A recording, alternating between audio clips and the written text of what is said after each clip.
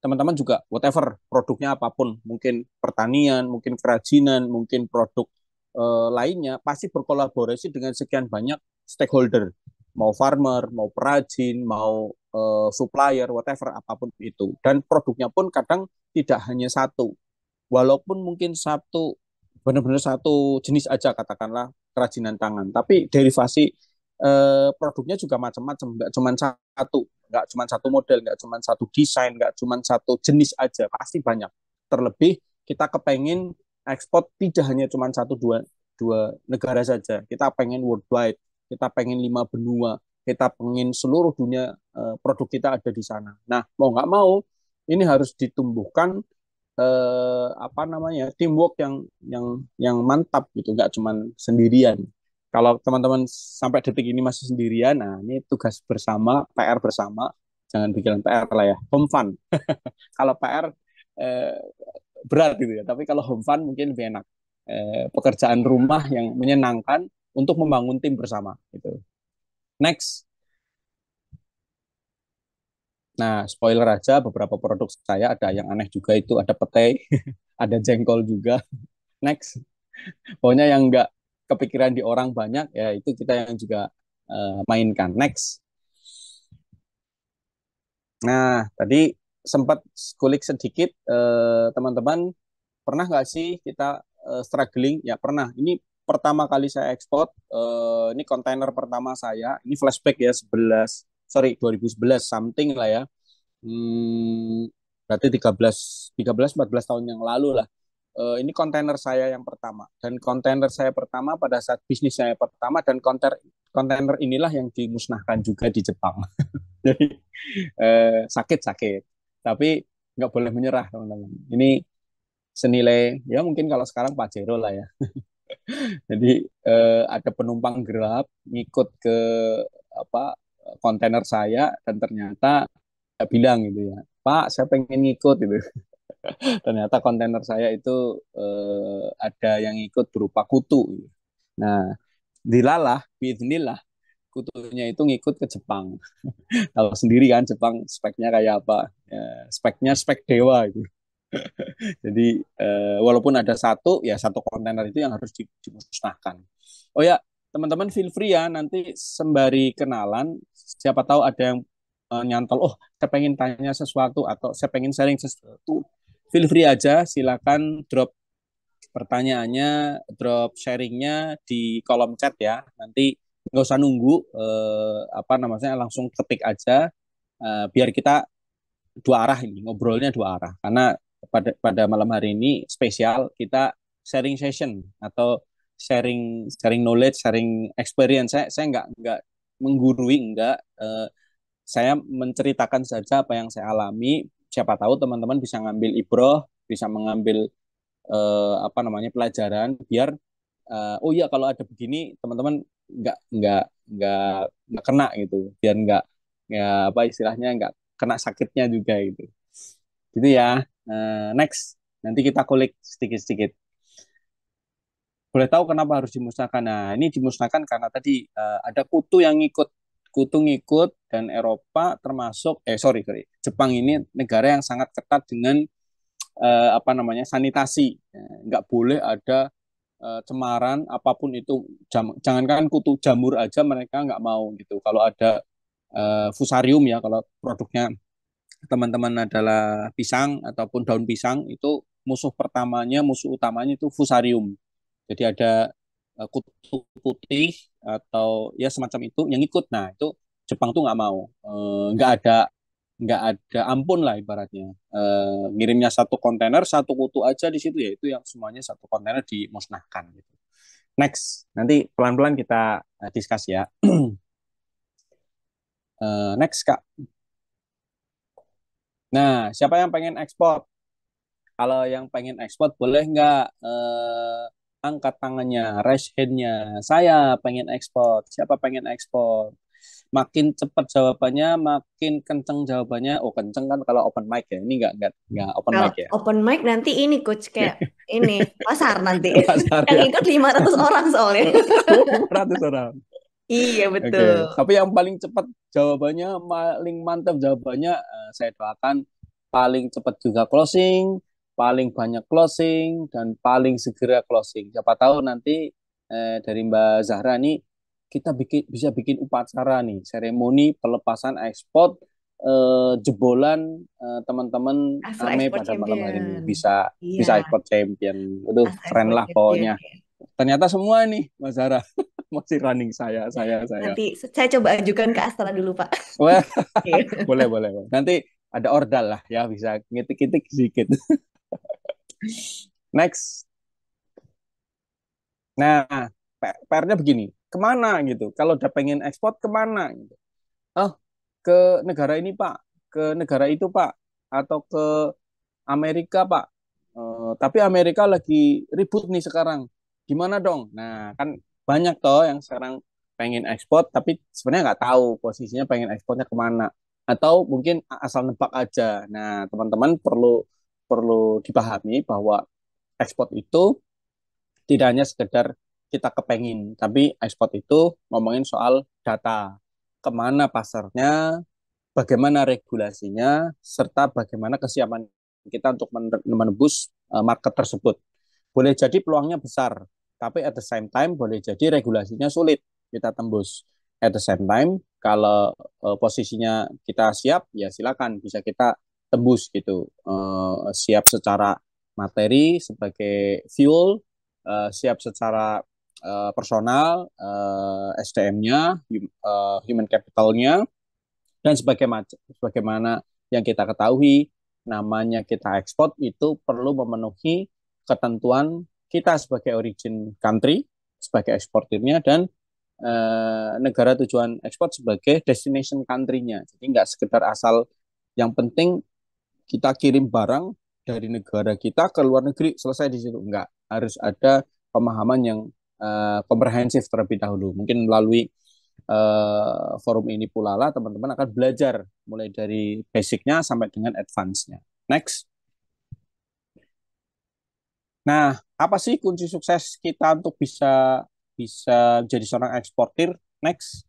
Beberapa poin yang saya sampaikan mungkin ini klasik, tapi sebenarnya bukan sekedar masalah klasik, tapi benar-benar menjadi apa ya, boleh boleh dibilang ya ya rumusnya ini gitu. Yang pertama, set our goal. Mau kemana gitu.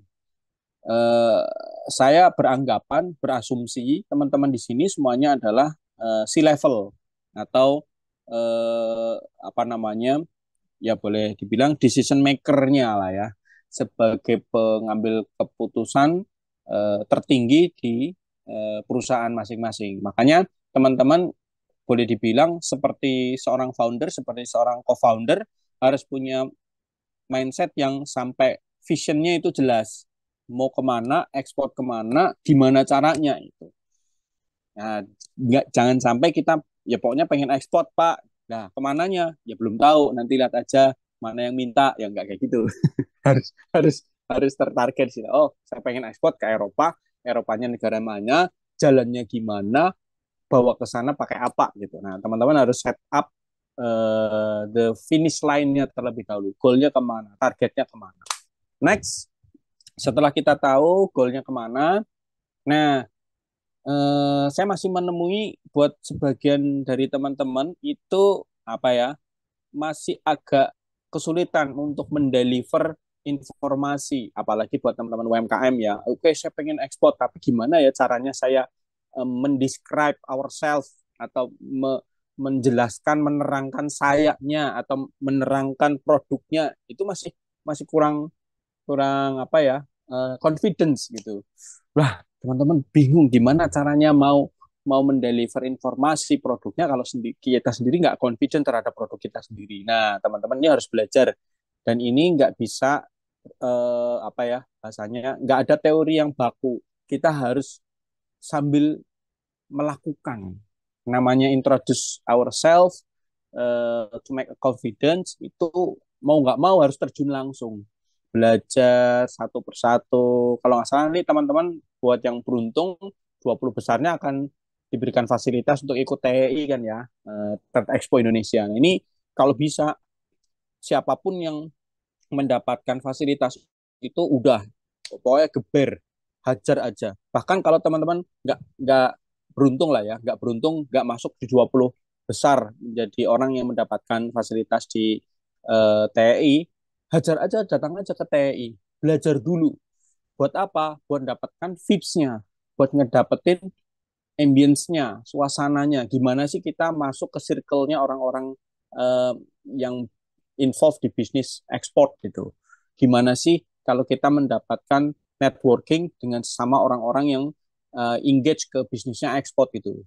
Jadi kita akan merasakan feeling yang sama gitu. Frekuensinya itu, vibrasi di hati kita itu sama dengan orang-orang yang punya niatan dan punya goals yang sama, pengen ekspor gitu. Jadi teman-teman harus paksakan diri, berani dulu, describe yourself, keep it clean and clear, keep it short and focus, jangan kemana-mana, jelaskan kamu produknya apa, kita itu siapa, punya USP apa gitu. Jangan kemana-mana, fokus aja ke situ. Kadang kita kalau mendescribe ourselves itu ceritanya ngalor ngidul ngetan ngulon gitu ya, utara selatan barat timur gitu. Tapi fokus aja ke satu, produk saya seperti ini, USP-nya ini, kelebihannya ini, dan saya adalah ini ya gitu. Next. Nah, personal development relate dengan tadi yang saya bilang, team building ya, teman-teman jangan sampai cuman bisa bertumbuh diri sendiri saja as an owner, as a founder, as a C-level. Nggak boleh, harus bertumbuh juga dengan sesama timnya. Di bagian produksi juga harus mulai tumbuh, gimana memproduksi barang yang berkualitas tinggi sesuai dengan standar internasional. Buat marketing juga harus mulai belajar, at least minimal belajar bahasa Inggrisnya juga jangan sekedarnya saja, tapi kalau bisa sudah mulai belajar istilah-istilah ekspor, export, delivery, order, and so on and so on. Jadi kita bertumbuhnya bersama. Walaupun mungkin tertatih, it's okay, nggak apa-apa. It's part of proses biasa, di mana-mana juga berat. Tertatih, namanya orang mau mencapai puncak itu pasti mendaki, lelah, pegel, capek, berkeringat, and so on. Tapi ini part of our personal development. Next. Nah, tidak kalah pentingnya pelajari customer teman-teman. Karena nggak semua customer itu sama persis seperti kita. Even mungkin Malaysia, pernah ditanya, Coach, gimana kalau saya pengen menembus pasar terdekat dulu, boleh nggak sih? Kemana? Contohnya ke ke Malaysia lah yang sosok dengan kita. Oke, emang sosok dengan kita, tapi nggak 100% persis kayak punya kita. Nah, walaupun sama-sama budaya Melayu, kita sama-sama suka sambel, kita sama-sama suka pedes, tapi tidak seperti teman-teman di Malaysia, pedesnya beda gitu. Nah, ini teman-teman harus melakukan proses kalibrasi. Nah, gimana cara proses kalibrasi? Ya mau nggak mau kita harus mendengarkan customer kita. Gimana sih preferensi mereka? Suka produk yang kayak apa? Serta penginnya produknya yang yang seperti apa sesuai dengan preferensi mereka masing-masing gitu. Nggak melulu dipaksakan, oh produk saya udah paling enak, udah paling bagus. Ya mungkin menurut kita bagus, mungkin menurut kita oke. Nah, nggak ada salahnya juga kita mendengarkan customer. Nah, kita sering senengnya kalau kita ngomong ataupun kita speak actively, tapi jarang untuk kita listening actively. Nah, profesi di coach salah satunya itu yang menonjol listening actively, bukan speak actively, tapi lebih listening actively. Nah, teman-teman mungkin belajar juga bagaimana kita mendengarkan feedback dari customer kita, mendengarkan feedback dari market kita untuk adjusting dari diri kita, adjusting dari mentality kita, adjusting dari produk-produk kita. Next, saya percepat aja ya, dikit ya. Khawatir teman-teman juga banyak yang kemalaman, tapi feel free kalau teman-teman, oh saya agak yang ada yang kurang jelas nih coach, feel free aja kita discuss. Next.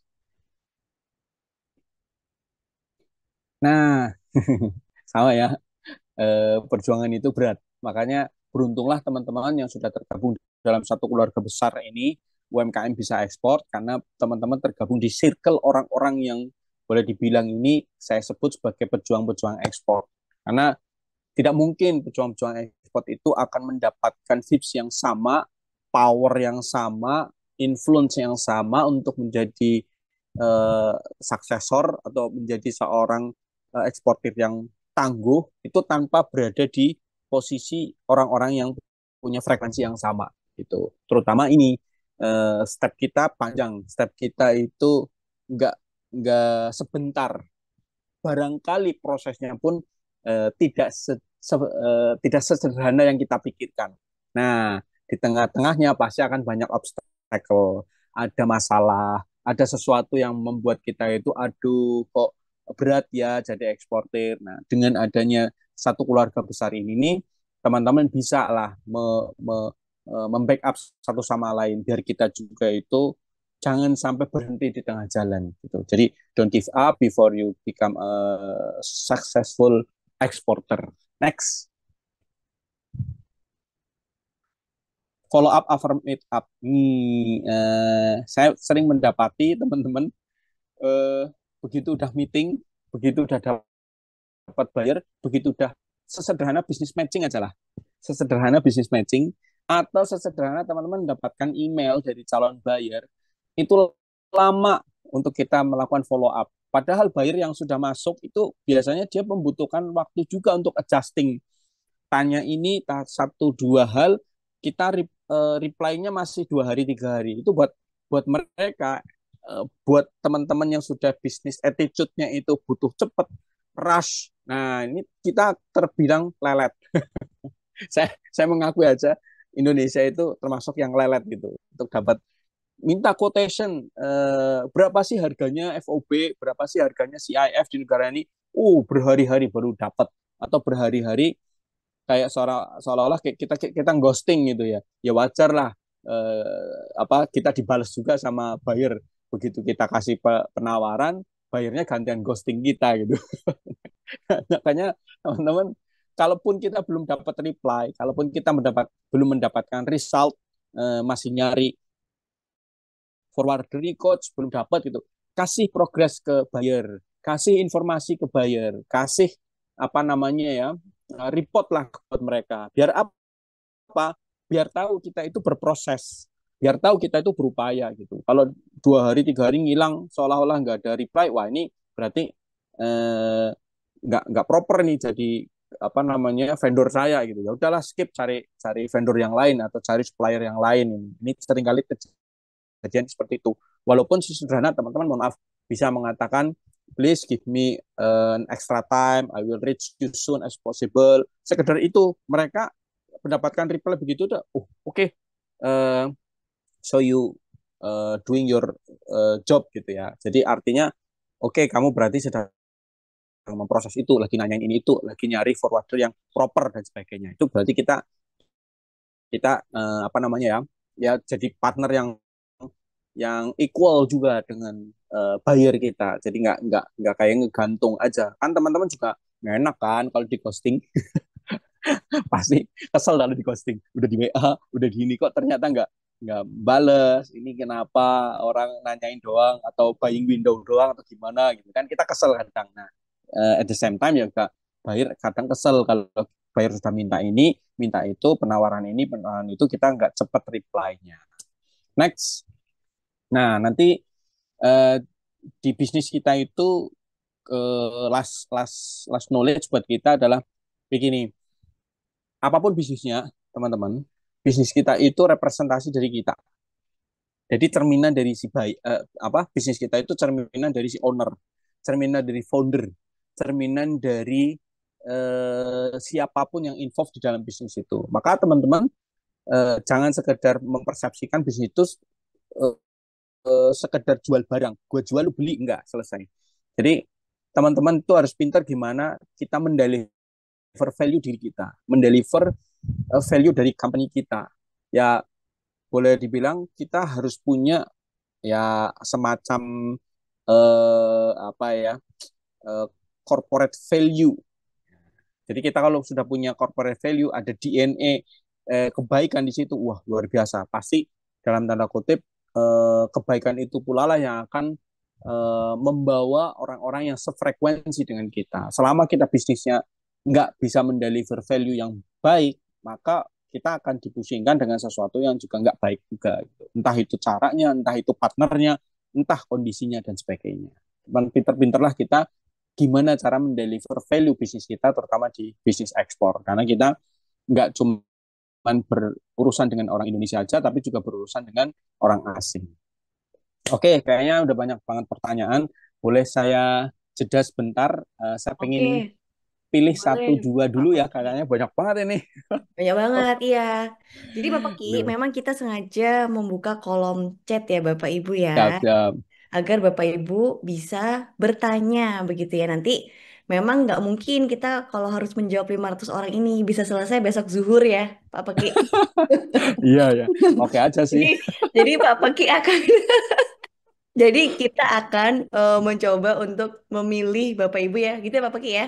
Siap, siap, Nah, boleh deh. biasanya pertanyaannya itu berulang. Nah, Bapak Ibu yang bertanya mana absen, bersabar ya Bapak Ibu. Siap, siap, Jangan siap. cuman ke kelas untuk ngisi absensi. Absensi akan kita bagikan nanti. Bapak Ibu fokus dulu mengikuti materi dari Coach Peki. Ya, Siap, siap. nanti surprise. Nanti kapan absensi dibagikan, nah itu tim panitia ya yang memberikan surprise gitu. Jadi pastikan Bapak Ibu bisa mengikuti acara ini sampai selesai gitu. Nah, di sini Coach Peki akan memilih beberapa pertanyaan dijawab dulu karena sebenarnya biasanya suka ada berulang ya Pak Peki ya. Ya, ya, Nanti ya. kita bisa dijadikan satu gitu menjawabnya. Dan nanti Oke. kita kasih kesempatan untuk bertanya bisa ya Pak Peki Boleh, ya. boleh. Open Langsung mic ya, live. satu ya kali. Ya, boleh. Nanti setelah Hmm. Pak Peki mencari pertanyaan yang ada dari grup chat, beliau Oke. akan kita akan buka pertanyaan yang Bapak Ibu bisa live gitu ya bertanyanya ya. Oke. Ya, siap, siap. Oke, saya izin buka ada pertanyaan yang berulang. Gimana cara cari data buyernya, Coach? Nah, sabar ya, I save the best for the last. Ya, Jadi ini masih belum selesai belakangan. Bapak Ibu. Belum selesai Coach Peki ya. Ya, saya ngomongin basicnya dulu ya, pemanasan buat teman-teman karena Iya. banyak banyak teman-teman ya beberapa buyer lah itu kadang suka komplain begini. Pekik, is there any way to find a proper supplier for me since we have a lot of quotation from your country, but mostly they are zong. Jadi banyak banget yang buyer-buyer ya rekanan teman-teman saya juga di luar itu dapetin quotation ataupun semacam penawaran, tapi begitu di follow up ya ini tadi yang saya bilang lama reply-nya kok nggak proper jawabnya gitu. Gimana sih nyarinya? Nah, ternyata buyer itu sebenarnya sama kayak kita, sama seperti kita melakukan riset juga. Riset kepada siapa? Riset kepada vendor-vendornya. Jadi teman-teman cobalah kita memoles, bukan sekedar memoles ini ya, tapi menyempurnakan apa namanya produk kita, bisnis kita, value kita, sampai how to present ourselves, mempresentasikan diri kita dan produk kita dengan sebaik mungkin. Namanya kita bisnis ya seproper mungkin. Walaupun tadi sempat ada yang muncul, coach kayak kan produknya kecil-kecil, apakah ada marketnya apa enggak? Ada. Semua produk itu pasti ada marketnya. Tinggal gimana caranya kita mencarinya. Contoh mungkin tadi ada produk dari salah satu teman, coach saya produknya begini, kapasitasnya masih kecil dan sebagainya. Tidak semua buyer itu beli juga dalam proses kondisinya in a big quantity, Satu kontainer ya. Coach Peki enggak, kayak nggak harus semuanya enggak ekspor harus. satu kontainer gitu. Yes, Mm. jadi teman-teman kalaupun kan kembali nih yang namanya ekspor itu kan mengirimkan ataupun mengeluarkan produk barang jasa dari dalam keluar keluar wilayah pabean Indonesia kan begitu selesai mau dijual kembali nggak dijual kembali sebagai gift and so on itu ekspor namanya gitu. Nah, mau sedikit mau banyak itu pun termasuk ekspor. Yang penting keluar barang dari Indonesia ke luar negeri itu sudah masuk ekspor. Makanya teman-teman yang mungkin tadi produknya kecil, nggak banyak, itu jangan berkecil hati dulu teman-teman. Kadang malah ada yang bayar-bayar itu, "Ya, aku nyobain dulu lah sedikit, biar biar bisa tahu feedbacknya mereka kayak apa, terus pasarnya cocok apa enggak. Contoh kayak Malaysia ataupun Brunei Darussalam. Kadang mereka purchase-nya enggak gede-gede, kecil, tapi sustain teman-teman. Satu satu toko, satu buyer itu belinya terus segitu, 1.000 piece, 1.000 piece, 1.000 piece, 1.000 piece kecil.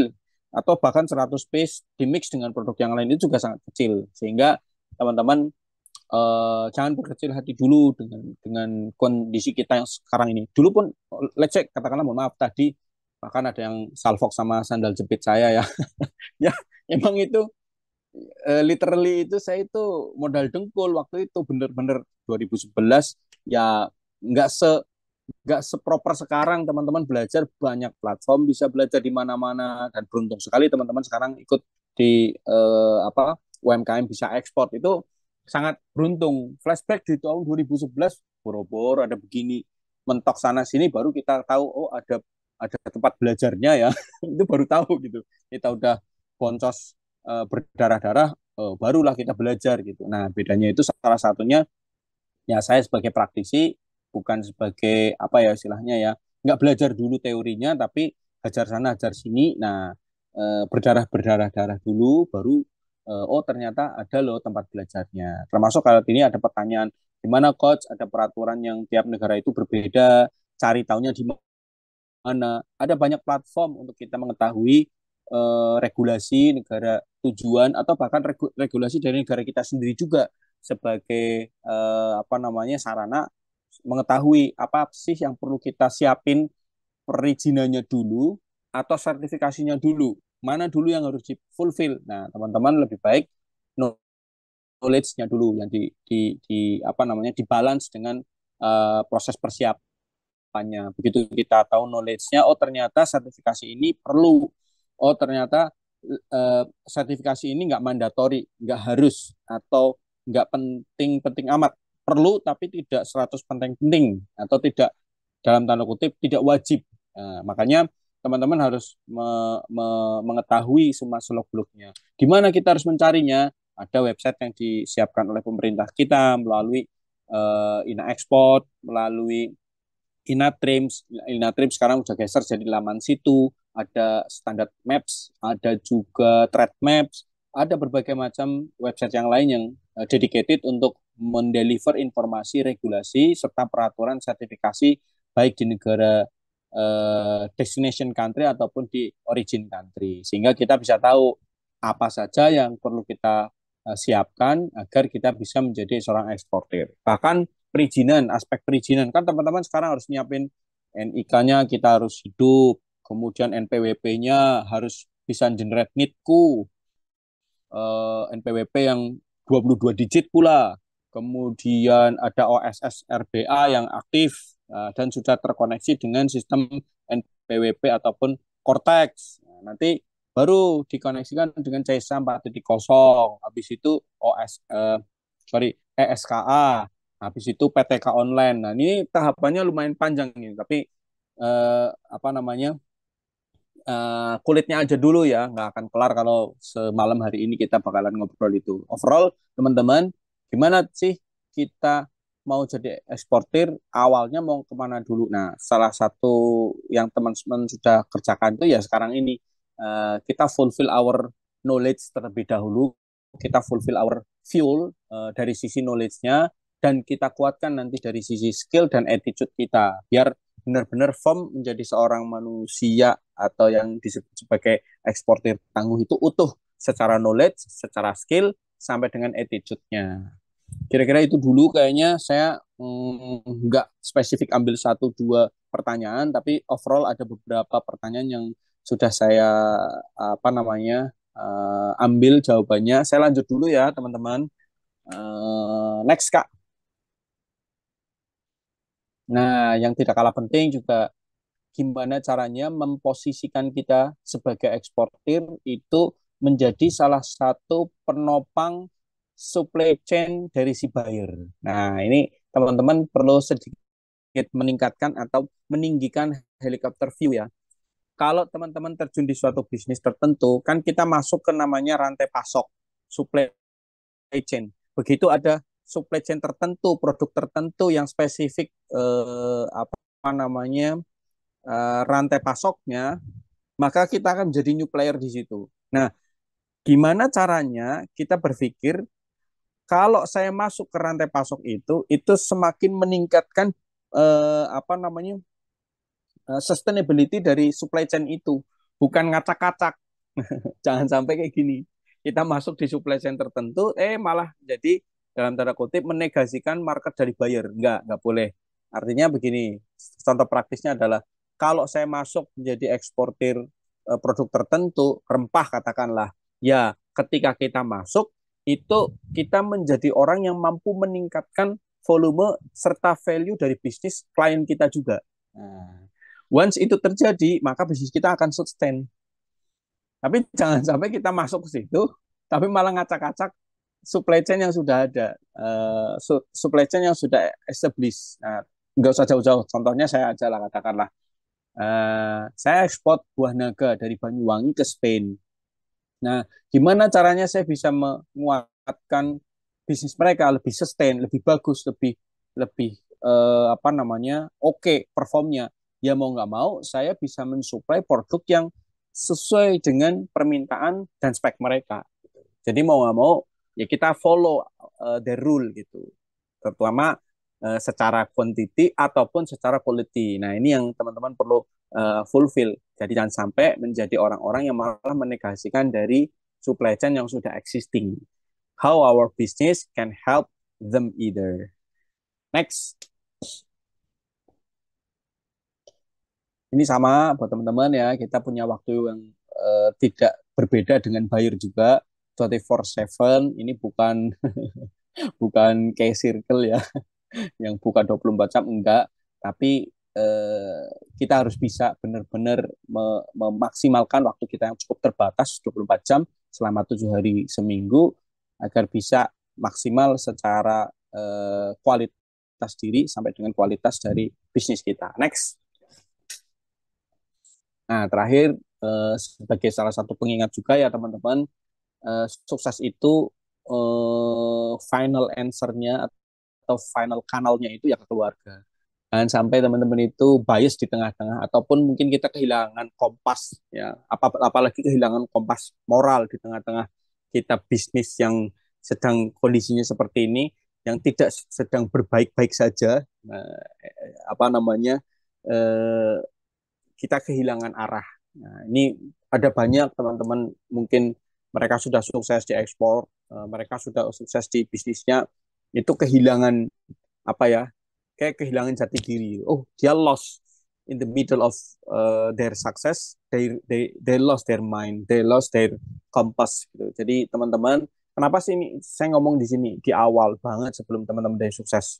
Teman-teman itu sekarang mulai dari betul-betul dalam tanda kutip uh, mengawali benar. Ya siapa yang membantu teman-teman untuk bisa sukses ya? Mereka lah yang membersamai teman-teman selama ini gitu. Jangan tinggalkan mereka untuk bisa sukses untuk apa namanya ya? Ya ya kita sukseskan untuk mereka semua. Terlebih saya sebagai misalkan teman-teman kayak orang apa namanya ya? Seorang laki-laki ya. Laki-laki itu atau sebagai kepala keluarga itu namanya kepala, semua anggota keluarga itu masuk ke kepala kita kan. Makanya wajar kalau iklan obat sakit kepala itu isinya laki-laki semua gitu ya. Ini jok saja. Next, joknya bapak-bapak ya. Nah, saya ada 4 koridor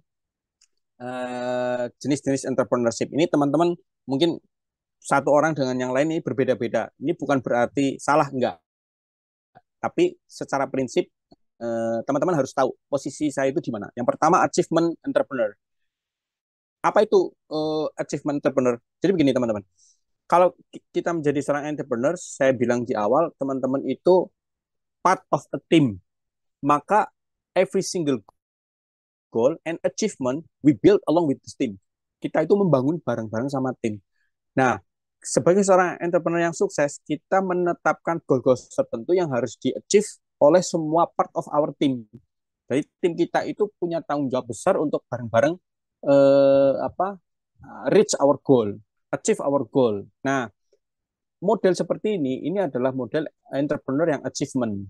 Boleh saya kita menetapkan goals, kita bangun bersama, kita apa namanya reach out our goal bersama. Jadi tumbuhnya mungkin agak sedikit pelan karena kita ngangkut gerbong yang panjang. Kita sebagai lokomotif kita ngangkut gerbong yang cukup panjang. Berat memang, tapi begitu kita running, oh semua gerbong kita sukses gitu. Ini model achievement entrepreneur yang pertama. Yang kedua salesman sebelah kanan. Salesman itu modelnya kayak gini. Saya punya target harus jualan sekian, jualannya sekian. Nah, dia menetapkan goal seperti itu. Mau setahun saya harus sell sekian, mau 2 tahun saya harus sell sekian, mau satu dekade saya harus sell sekian. Nah, ini modelnya kayak salesman. Ya, literally dia jualan. Begitu dia jualan, dia achieve, ya dia katakanlah sebagai orang-orang yang memang dalam tanda kutip salesman entrepreneur. Jadi seperti benar-benar salesman yang canvassing dari rumah ke rumah, dari toko ke toko, dari tempat ke tempat, dari pasar ke pasar. Itu dia pitching satu persatu, dia apa namanya membidik market satu persatu. Yang berikutnya manajer. Manajer itu sifatnya dia kayak kalau kalau monarki itu ya entah itu yang low manager, mid manager sampai top manager itu dia kayak ada stratanya, ada tingkatannya. Dia membangun bisnis itu dengan sebuah sebuah apa ya bahasanya bangunan yang teratur dengan leveling tertentu. Low manager, mid manager sampai dengan top manager. Jadi sebuah organisasi yang tersusun dengan rapi. Nah, ini modelnya entrepreneur yang kayak seorang manajer. Yang terakhir adalah teknologi entrepreneur. Nah, teknologi entrepreneur itu booming di 1-2 dekade terakhir ya, munculnya startup, munculnya banyak teknologi disruptionnya di teknologi itu memunculkan entrepreneur-entrepreneur yang mainnya di apa namanya di field teknologi. Nah, ini sekedar tahu aja teman-teman itu berada di koridor yang mana. Once teman-teman tahu posisinya di mana, maka teman-teman bisa, oke, saya harus ngerul my team like this gitu. Dan mana yang paling baik di antara keempat ini tidak ada yang paling baik di antara empat. Ini hanya positioning teman-teman tahu, oh saya itu orang yang kuat di teknologi. Saya kuat di sisi engagement, sosmed, and so on and so on. Nah, ini positioning aja sehingga teman-teman itu tahu, oh saya harus menetapkan target-target bisnis saya, positioningnya seperti ini, betul. Positioning bukan sekedar apa namanya bahasanya kan kita kadang nggak tahu ya, ada orang yang tahu di posisi nggak tahunya, ada orang nggak tahu di posisi nggak tahunya. Nah, ini teman-teman yang paling kalau misalkan kebanyakan SMI Indonesia itu dia nggak tahu di posisi nggak tahunya. Nah, ini sulit nih. Nah, sekarang paling nggak teman-teman udah punya kompas nih. Oh, saya teknologi entrepreneur. Means saya harus kuatkan dari sisi teknologi untuk engage apa namanya sosmed saya, untuk engage apa namanya teknologi agar bisa ngebus dalam tanda kutip sales saya dan seterusnya. Next. Nah, entrepreneur proses ini panjang. Kalau saya jelasin ya overall mulai dari kita melihat opportunity, establish our vision, benar-benar kita tahu mau kemana, persuade others, gimana kita bisa mempersuasi tim kita, gather resources, mengumpulkan semua resources yang kita miliki, meng-create produk beserta marketnya, dan kita mengadaptasi seiring dengan waktu. Ini prosesnya panjang, loop biasanya ini. Prosesnya itu looping. Ntar kalau kita udah change adapt with time, kita evaluasi, balik lagi identify an opportunity, establish vision and so on sampai dengan dia punya looping. Makanya kalau orang yang sukses di satu loop proses, dia akan berhasil untuk apa ya menernak bisnis. Nah, kalau mungkin Ciputra ya, dia bisnis satu hebat berhasil, dia akan ternak di bisnis yang lainnya dengan loop yang sama gitu. Berhasil di sisi bisnis apa namanya properti. Nah, dengan cara yang sama dia akan engage ke bisnis yang lain. Nah, teman-teman juga sama. Begitu once kita sukses untuk satu countries, satu produk, nah kita pakai nih loop yang sama, kita pakai ini proses yang sama untuk direplikasi di produk-produk yang sama di negara yang lain, atau bisa jadi di produk yang lain ke negara yang lain juga, atau bahkan di produk yang lain di negara yang sama gitu, muter terus, satu berhasil, putar lagi, dua berhasil, tiga berhasil, terus gitu. Next, prinsip secara marketing ada push and pull factor. Next, online presence bagi kita sebisa mungkin teman punya apa namanya, boleh dibilang kehadiran kita di digital, karena mau nggak mau kita sebagai eksportir ya, kita sebagai orang yang hidup di dalam tanda kutip era globalisasi dan mungkin ini boleh era industrialisasi 5.0. Nah, online itu posisi kehadiran kita tidak hanya di sisi apa sosmed aja, tapi benar-benar online, nggak cuma di sosmed aja. Bahkan sekarang ada bahasanya adalah apa ya, SEO di AI. Oh, ini mantap nih. Teman-teman kan seringnya nyari cuman mungkin di googling, mungkin di web search engine doang. Tapi sekarang ada loh yang namanya SEO tapi di AI, search engine optimization tapi di artificial intelligence. Jadi, wah, it's a new way to look see something apa beyond our imagination lah.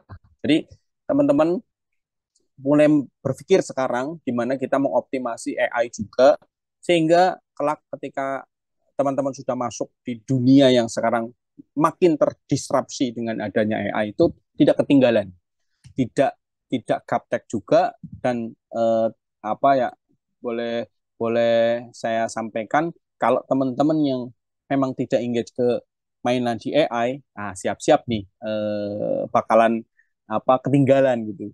SEO dan SEM itu sekarang larinya bukan hanya ke search engine tapi ke AI-nya juga. Next. Nah, sebagai contoh mungkin saya sedikit apa, ini ada beberapa pertanyaan tadi, gimana coach kita menawarkan produknya, gimana coach kita mendeskripsikan produk saya dan sebagainya. Ini kebetulan saya mananya salah satunya rambutan nih ya. Presentlah produk kita itu dengan informasi yang selengkap mungkin, gimana packagingnya, storage di suhu berapa, kemudian kapan dia akan ada availability-nya, serta ketika kalau kita mendescribe informasi secara detail produk-produk kita itu, nanti secara teknikal itu muncullah semua aspek eh, apa ya, product detail and product description-nya. Kalau perlu ala di situ bahasa Latin ya, kayak misalkan produk-produk, kalau saya kan produknya salah satunya produk buah sama sayur. Nah, pasti ada apa namanya bahasa Latinnya. Makanya teman-teman cantumkan juga bahasa Latinnya kayak apa. Kalau produknya olahan ya mungkin tidak perlu bahasa Latinnya, tapi dimunculkan saja HS code. Nanti kalau ada pertanyaan, coach apa sih HS code? Nah, ini mungkin nanti ada next ini kali ya. Ada kelas sendiri yang bakalan ngomong lebih detail lagi ke situ. Next. Next, Kak. Lanjut. Nah, ini saya akan sedikit spoil ya. Tadi ditanyakan sekaligus menjawab ya pertanyaan teman-teman ya. Coach, gimana cara cari bayarnya? Ini salah satu di antaranya, kalau misalkan teman-teman, let's say, udahlah nggak usah jauh-jauh, yang paling dekat, let's say katakanlah ke Singapura. Nah, teman-teman boleh akses ke apa namanya website ini, agribis.com. Ini semacam kayak business directory, ini tapi khusus spesifik di Singapura. Jadi ada beberapa kayak, ya boleh dibilang data perusahaan yang bermain di agribisnis, spesifik di agribisnis di Singapura. Nah, itu juga dengan tradeseafood.com, ini importer-importer yang muncul mainnya di seafood. Ini contoh saja lah ya. Tapi dengan cara yang sama, teman-teman bisa lakukan apa optimasi di kata kunci ya, kata kunci produk tersebut, direktori di negara tertentu. Coffeecourse.com, Green Bean Importers itu apa ya, importir green bean di seluruh dunia, dan mungkin di beberapa negara itu punya kanal-kanal yang spesifik untuk produk-produk tertentu. Ya Singapura contohnya, kenapa kok Singapura agribisnisnya kenceng? Ya jelas Singapura itu negara without resources, ya, tanpa ada natural resources, tanpa ada sumber daya alam. Mau nggak mau makan saja harus impor dulu. Mau makan nasi, mau makan lontong, mau makan ketupat, bahan bakunya impor dulu dari Indonesia, Vietnam, Malaysia, and so on. Tapi hebatnya dengan negara yang sangat terbatas natural resources, mereka punya banyak aset natural resources di luar negerinya. Di Indonesia, sebagian punya sawit, ada perusahaan tambang juga kepemilikannya Singapura. Bahkan mungkin ya bahasa paling mudahnya, teman-teman suka makan ini nggak, opor? Suka makan opor? Ada yang suka makan opor nggak? Adakah yang suka makan opor? Oh, nggak ada ternyata. Mesti kita matiin dulu, Coach, biar absen Oh sambil ya, absen oke oke. gitu, nggak Sorry apa-apa. sorry. Iya. Oke oke siap. Kalau kalau teman-teman suka makan opor, pasti opor itu identik dengan santan. Bahkan perusahaan santan terbesar di Indonesia pun sebagian di antaranya kepemilikan sahamnya adalah punya Singapura. So, welcome to the club ya. Next.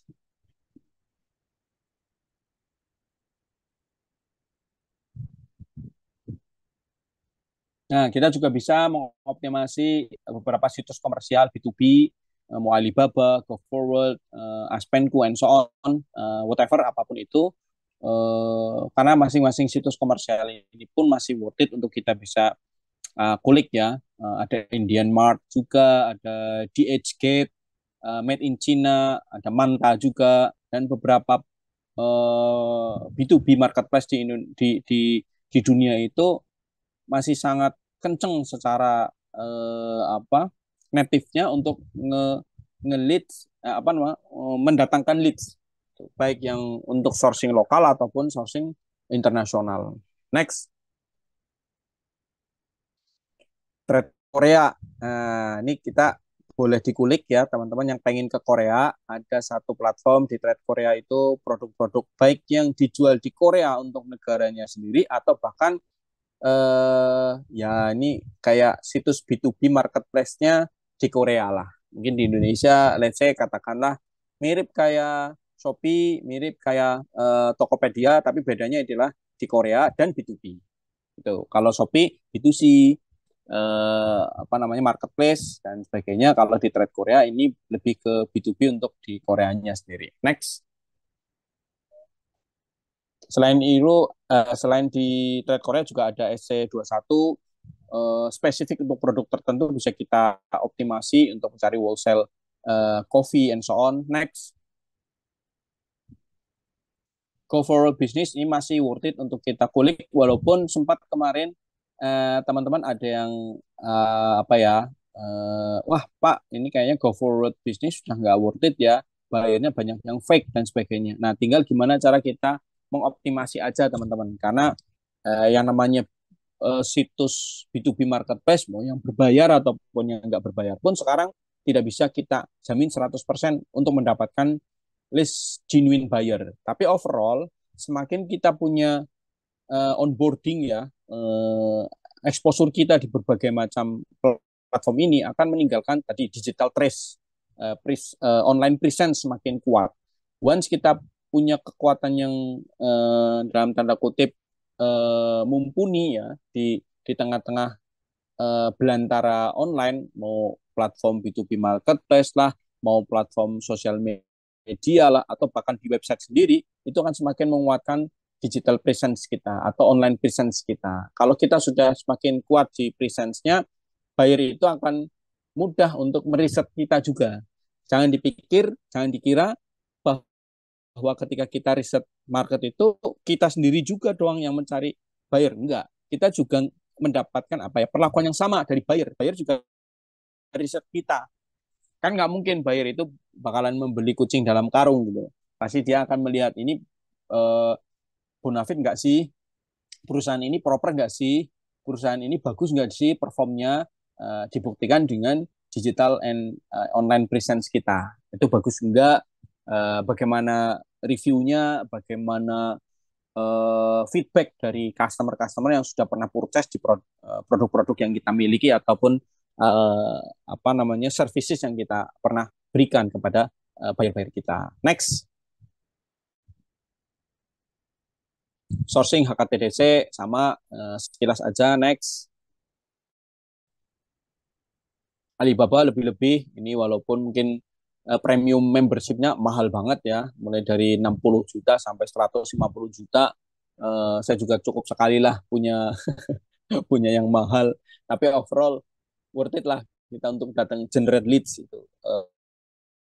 Makin premium membership kita GGS ya, itu makin kita dapatkan layanan yang privilege, baik itu dedicated manager dari Indonesian side ataupun dari apa Chinese side-nya juga langsung. Bahkan itu mereka ya memang dedicated nempel terus selama 1 tahun membership kita kalau kita punya membershipnya 1 tahun.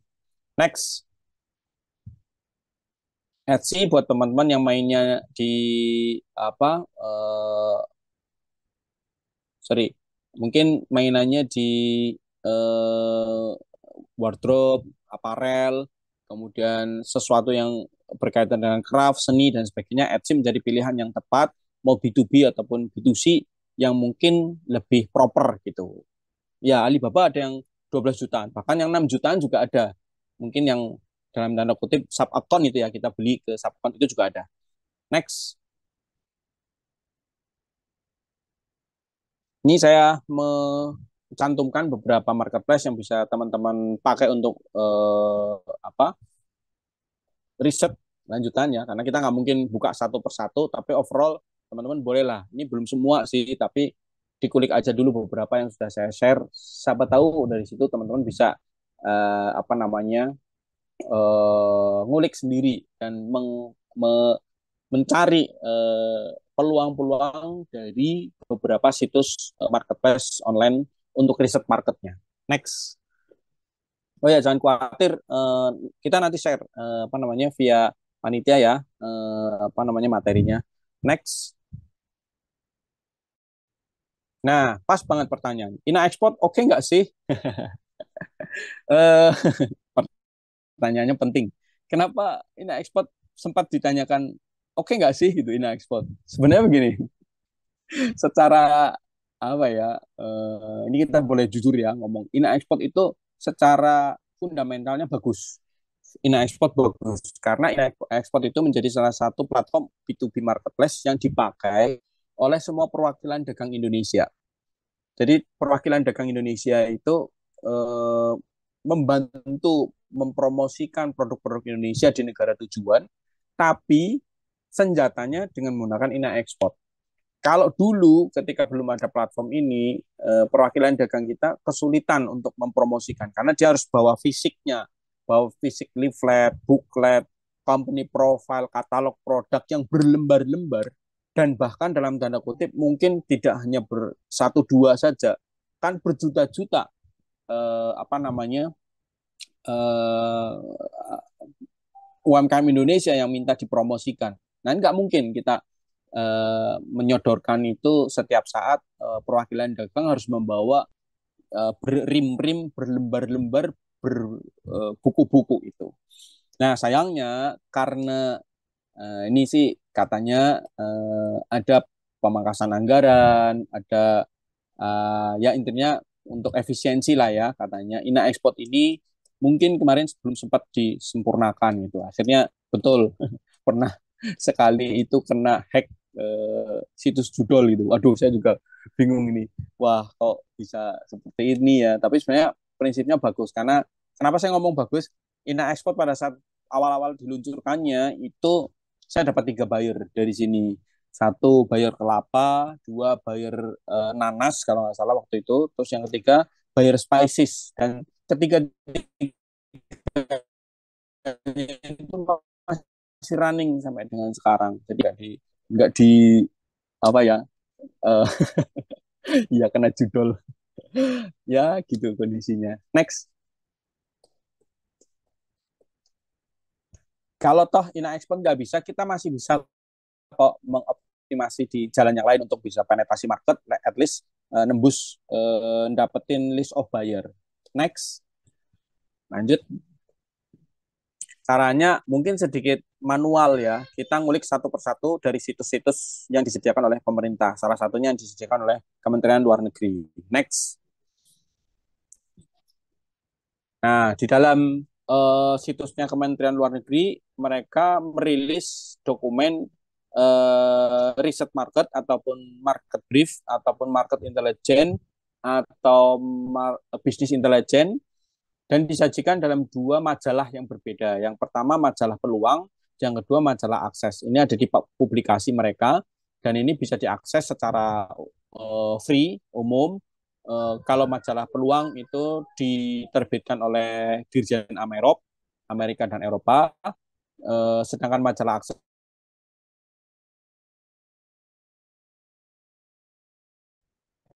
Coach, sorry, dua-duanya mencantumkan market brief.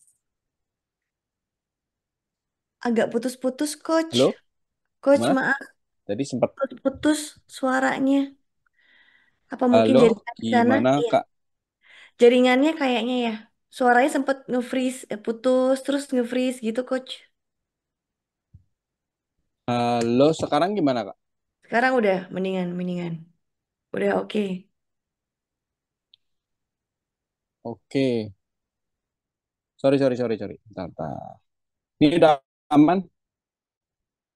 Sudah, sudah. Oke, oke next, tinggal dikit Kak. Next.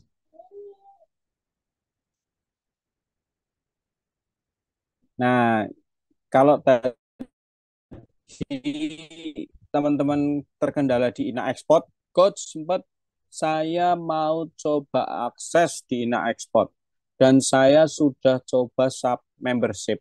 Saya sudah coba daftar di Ina Export, nggak bisa. Nah, tenang, jangan khawatir. Karena Ina Export itu yang pakai adalah Perwadag atau Perwakilan Dagang Indonesia. Nah, udah kita shortcut aja. Langsung kita kontak ke list dari websitenya ITPC. Apa itu ITPC?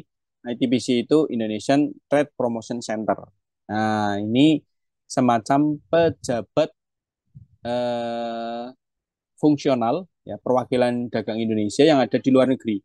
Indonesian Trade Promotion Center. Ini teman-teman langsung kulik satu persatu aja dan di setiap website yang saya sediakan ini biasanya mereka menyajikan data yang sama. Coach pernah nggak sih email ke ITPC terus dibalas? Pernah. Ya beberapa alhamdulillah balas sih. Tapi pernah nggak teman-teman eh, email sekali tapi tidak dibalas? Saya banyak banyak dapat feedback keluhan. Coach banyak yang sudah email tapi nggak dibalas.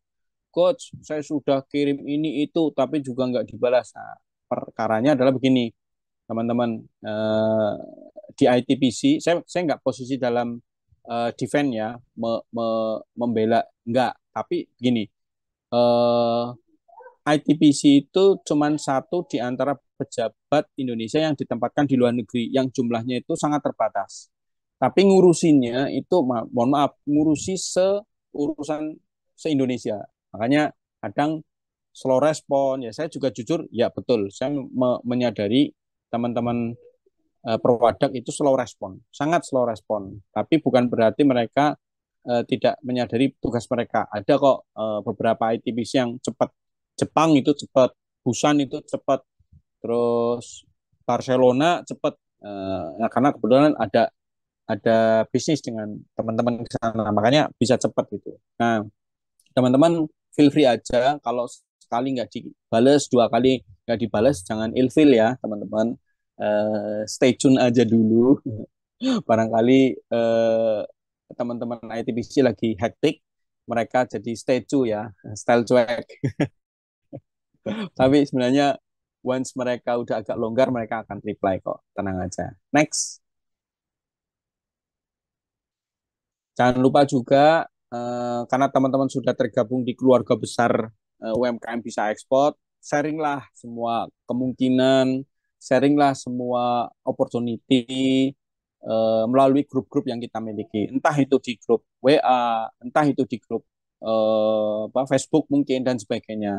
Tadi juga pernah saya baca sekilas ada beberapa yang punya satu grup sama ITPC Barcelona ataupun ITPC mana gitu. Sementara dengan akses itu pula lah kita bisa mendapatkan ya A1 lah bahasanya, mendapatkan akses cepat eh, opportunity dari buyer. Saya juga beberapa kali ada permintaan walaupun bukan punya saya.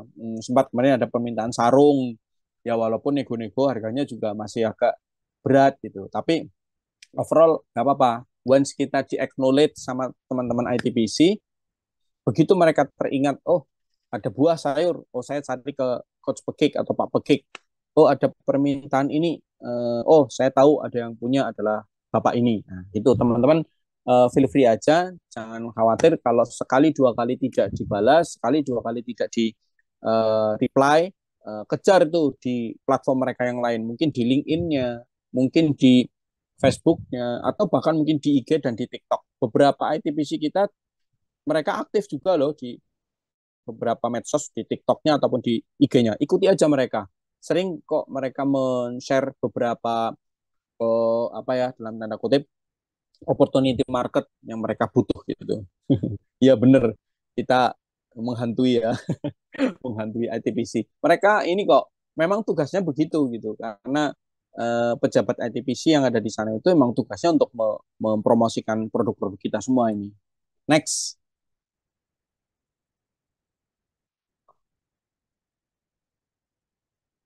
Nah, saya mungkin boleh sedikit share juga.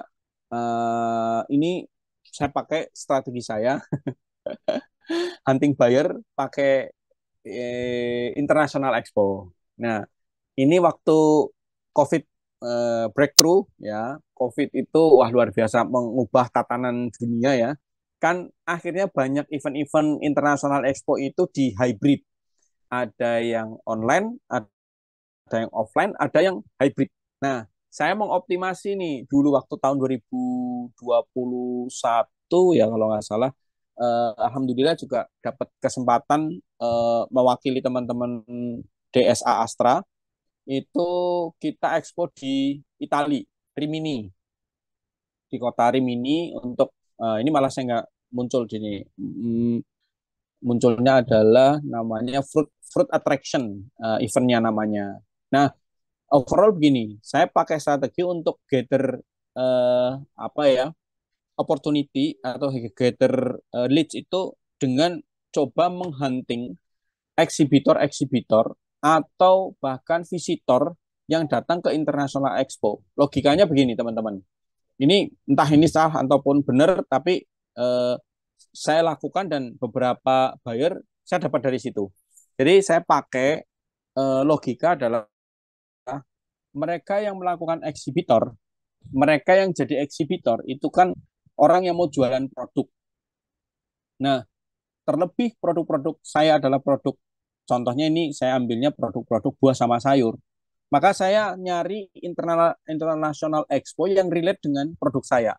Ada Mihas, ada Sial Paris, ada Sial Interfood, Biofah, dan sebagainya. Dan para eksibitor itu pun kan menampilkan produk-produk yang nggak jauh berbeda dengan produk yang saya miliki. Jadi saya itu switching uh, from our competitor to become our ally. Jadi saya punya strategi, saya mengubah kompetitor saya jadi ya sekutu gitu. Sekutunya apa? Ya jadi buat apa namanya pasar saya. Dan alhamdulillah malah saya dapat buyer substitute. Saya punya buyer dari Eropa, tapi supply chain-nya itu dari Thailand dan Vietnam. Akhirnya begini, saya punya buah itu nggak sepanjang tahun. Begitu juga dari Thailand ataupun dari Vietnam. Mereka juga nggak sepanjang tahun. Ternyata schedule panen buah kita itu bergantian. Nah, alhamdulillah dari situ akhirnya kita dapat supply barang itu bergantian. Baik dari Indonesia, dari Thailand, dari Vietnam. Malah sekarang ya itu tadi yang saya sampaikan di awal, kalau bisa karena kita kita masuk ke satu tatanan supply chain yang baru, yang helikopter view-nya lebih tinggi, maka mau nggak mau kita juga harus bisa berbaur dan bisa ngeblend dengan teman-teman yang pemainnya sama dari Vietnam, dari negara yang lain. Sorry maaf, sempat keputus-putus nggak? Di tempat saya ini agak hujan lebat sih. Belum. Aman, masih aman, Coach. Masih Aman aman. ya? Punten, punten, punten. Kalau agak keputus-putus. Jadi kayak gitu, saya sedikit mengubah strategi saya, menjadikan kompetitor saya itu sebagai ya sesama orang jualan bareng-bareng. Ayo sama-sama jualan salak, sama-sama jualan durian, sama-sama jualan manggis. Itu produk-produk yang mirip-mirip, tapi musimnya bergantian.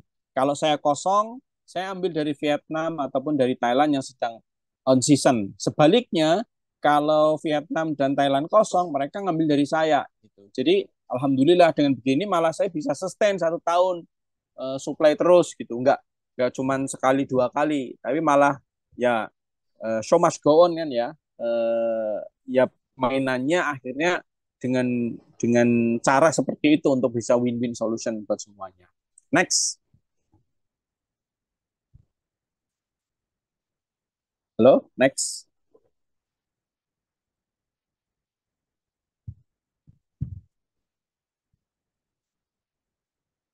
Halo, next Kak. Oke, sebentar Atau Mas. saya yang Ini ada, nge ya? enggak, aman, aman. Ini Aman ya? sepertinya ada kendala teknis, benar.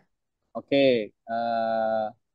Kalau gitu boleh nggak saya lihat dulu, ngintip ke chat, kolom chat.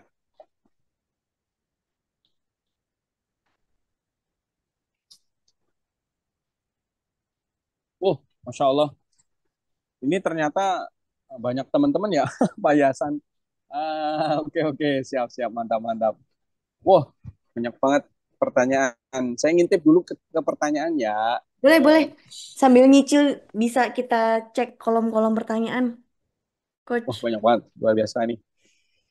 Oke, ini ada pertanyaan menarik. Tanya dong, akhir-akhir ini ada banyak marak hack dan scam. Bagaimana mengantisipasi hal tersebut? Gimana kita tahu spread info produk, kontak kita di banyak platform, maka kontak kita bisa disalahgunakan. Terutama kontaknya terhubung dengan admin, belum bisa membedakan ini scam atau buyer. Gimana caranya mengantisipasi hal ini? Oke, begini Bu, Bu Rina. Kalau kita memang menyebar kontak dan sebagainya, ya pasti kita akan mengenerate opportunity scammer, opportunity hacker, opportunity mereka whatever lah, orang-orang yang nggak bertanggung jawab untuk phishing kita lah, mau scamming kita lah, mau fraud ke kita. Saya sendiri juga mendapatkan hal yang sama gitu. Ada orang pengen beli barang dari sini, kirimnya ke Dubai, orangnya ada di Afrika, nomornya Asia. Nah, ini udah macam-macam ketidakjelasan. Maka begini teman-teman, ini kita butuh insting yang kuat. Kalau kita sebagai eksportir, terlebih kita sebagai pelaku bisnis yang ya internasional and global trade ya, pasti kita harus mengenali apa namanya model-model phishing yang agak nggak jelas-jelas begini. Ya bahasanya muluk-muluk, seperti angin surga atau segala sesuatu yang sifatnya brother, ya nggak kayak sebagaimana mestinya.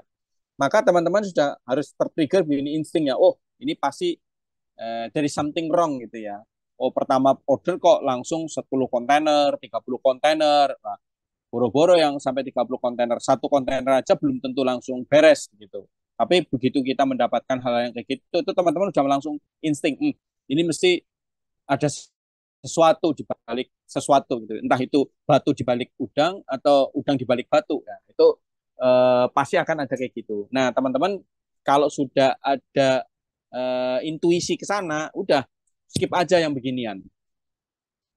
Nah, gimana caranya kita bisa meng-funneling secara baik? Gini teman-teman, kenapa kok tadi yang pertama saya mengajukan apa dari situs-situs pemerintah? Ya karena itu menjadi salah satu proses filtering juga. Nggak mungkin pemerintah itu memberikan rekomendasi partner yang dalam tanda kutip itu nggak jelas. Jadi filter pertama ya udah dari pemerintah. Dengan adanya filter dari pemerintah, kita akan semakin mudah. Oh ini berkuranglah resiko phishing, resiko hacking, scam dan sebagainya. Ya, ya pasti mau nggak mau teman-teman bakalan bakalan sedikit punya punya sense lah ya, intuisi yang saya bilang tadi di awal. Kalau bisa kita jemin tuh kita punya insting dan kita punya intuisi. Next, saya mau geser enggak ke pertanyaan kok. Coach pernah kirim email nggak dengan pakai email kantor tapi nggak bisa terkirim, tertolak sistem spam, cara mengatasinya gimana? Nah ini Kak Feni udah kirim lengkap emailnya dengan sekian banyak informasi, udah kirim email ke beratus-ratus atau mungkin beribu-ribu email, tapi udah pakai email kantor tertolak juga, udah terkirim secara apa namanya massal tapi ternyata bouncing atau truncated. Nah, ini saya kasih 3 kunci buat teman-teman ya. Yang pertama, jangan pernah attach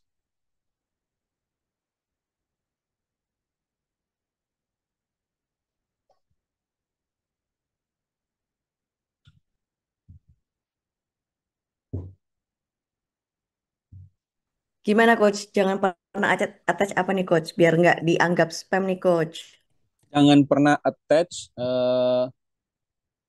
data ataupun segala informasi secara penuh. Jadi kita, let's say katakanlah, udahlah biar sekali kirim kita attach semuanya aja nih, satu company profile, video, and so on. Akhirnya email itu besarnya minta ampun, 5 mega, 10 mega, dan sebagainya. Ini 100% akan ada 2 mekanisme. Satu, emailnya tertolak, bouncing, mental. Itu. Yang kedua, kalau enggak terangketit itu terpotong. Nah, kenapa seperti itu?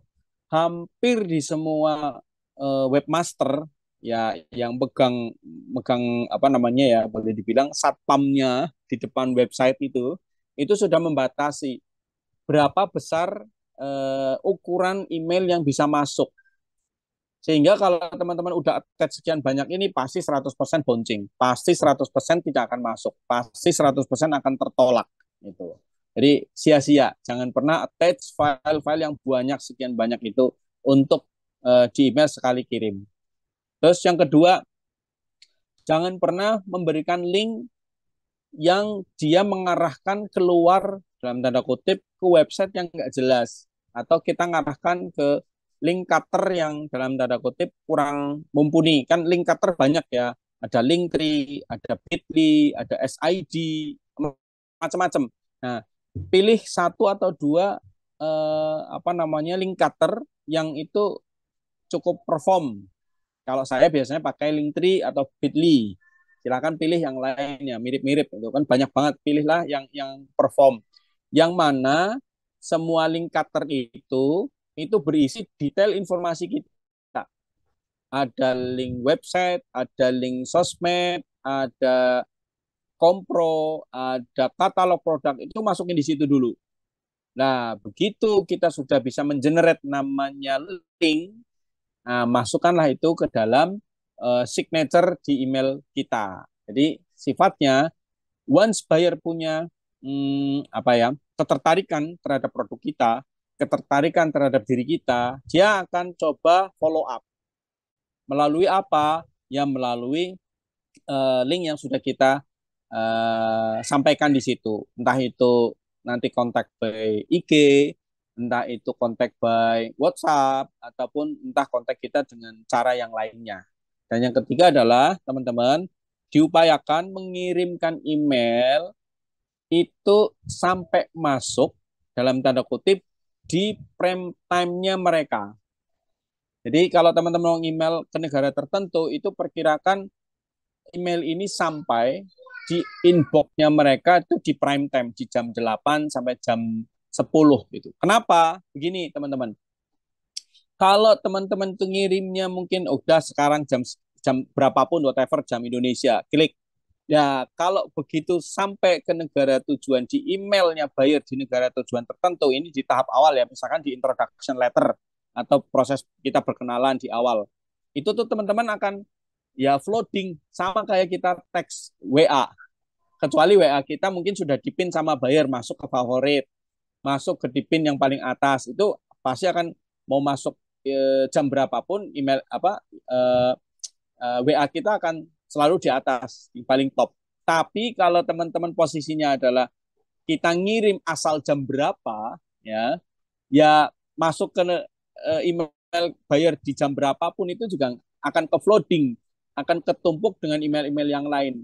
Lebih bagus teman-teman itu mengirimkan email diperkirakan sampai ke negara tujuan itu di prime time-nya mereka, di jam 8 sampai jam 10 pagi kurang lebihnya. Sehingga pekerjaan pertama buyer itu mostly dia akan apa namanya ya, ngecek email. Kalau nggak ngecek email, ngecek WA di jam-jam itu. Nah, teman-teman boleh nanti mulai mikir, saya mau kirim email ke Eropa. Eropanya itu mundur berapa jam. Nah, email itu entah itu pakai Gmail atau fasilitas email apapun itu sudah ada fasilitas untuk apa namanya ya, bahasanya kirim email by schedule. Kira-kira akan dikirimkan 6 jam setelah saya sending, 8 jam setelah saya sending. Karena kan let's say apa Netherlands ya, Netherlands itu mundur 6 jam ya. Let's say katakanlah kita kirim di jam berapa sehingga posisinya email itu akan masuk di jam 8 pagi di negara tujuan. Sedikit sedikit mikir tapi worth it karena beberapa buyer saya itu ya kalau Jerman katakanlah saya dapatnya gitu caranya untuk bisa reach out market itu. Wah, berarti ini tips simple yang banget bisa dipakai gitu ya sama teman-teman di sini. Ini saya Yes. yakin nggak bisa didapatkan dari kelas manapun gitu ya, Coach ya. Untuk Ya mungkin apa ya. namanya? Untuk apa namanya? Sesimpel trik apa tips bahwa pastikan kalau kontak dengan calon buyer itu di jam-jam prime time sehingga nanti kita bisa muncul di atas gitu ya, Coach ya.